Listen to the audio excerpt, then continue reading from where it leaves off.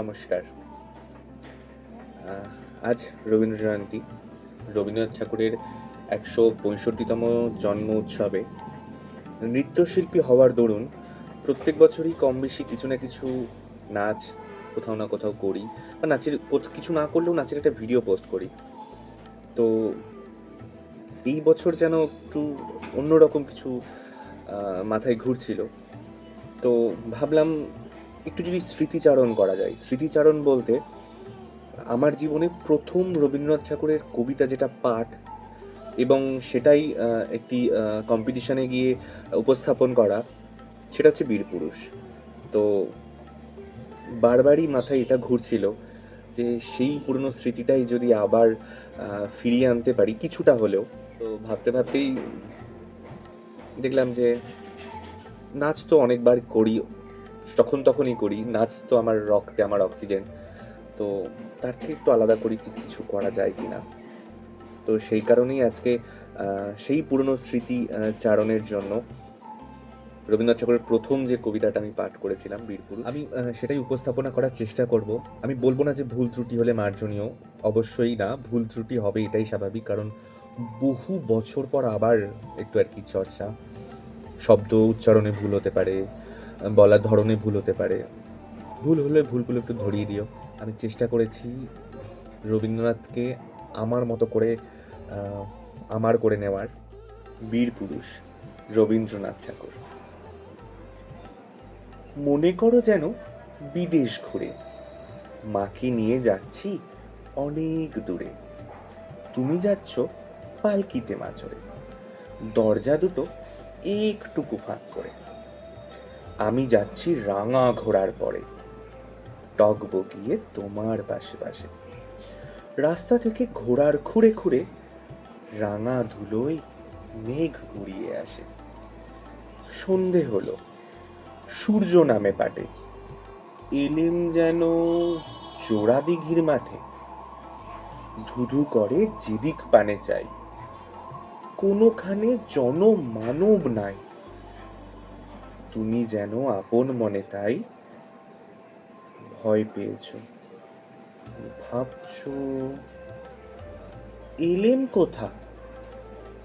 আমি বলছি ভয় পেও না মাগো, ওই দেখা যায় মরা নদীর স্রোতা। চোর কাঁটাতে মাঠ রয়েছে ঢেকে, মাঝখানেতে পথ গিয়েছে বেঁকে। গরু বাছুর নাইকো কোনোখানে, সন্ধ্যা হতেই গেছে গাঁয়ের পানে। আমরা কোথা যাচ্ছি কে তা জানে। অন্ধকারে দেখা যায় না ভালো।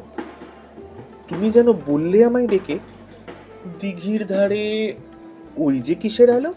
এমন সময় হারে রে রে রে, ওই যে কারা আসতেছে ডাক ছেড়ে। তুমি ভয়ে পালকিতে এক কোণে ঠাকুর দেবতা স্মরণ করছো মনে। বেয়ারাগুলো পাশের কাঁটা বনে, পালকি ছেড়ে কাঁপছে থরো থরো। আমি যেন বলছি তোমায় ডেকে, আমি আছি, ভয় কেন মা করো।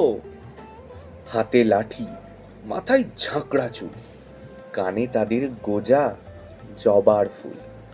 আমি বলি দাঁড়া, খবরদার, এক পা আগে আসিস যদি আর। এই যে দেখ আমার তলোয়ার, টুকরো করে দেব তোদের সেরে। শুনে তারা লম্ফ দিয়ে উঠে, চেঁচিয়ে উঠল হারে রে রে রে রে। তুমি বললে যাস নে খোকা ওরে। আমি বলি দেখো না চুপ করে। ছুটিয়ে ঘোড়া গেলেম তাদের মাঝে, ঢাল তলোয়ার ঝনঝনিয়ে বাজে। কি ভয়ানক লড়াই হলো মাঝে, শুনে তোমার গায়ে দেবে কাঁটা। কত লোক যে পালিয়ে গেল ভয়ে, কত লোকের মাথা পড়ল কাটা। এত লোকের সঙ্গে লড়াই করে ভাবছো খোকা গেলই বুঝি মরে।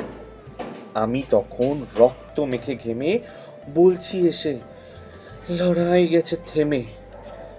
তুমি শুনে পালকি থেকে নেমে চুমু খেয়ে নিচ্ছ আমায় কোলে। বলছো ভাগ্যে খোকার সঙ্গে ছিল?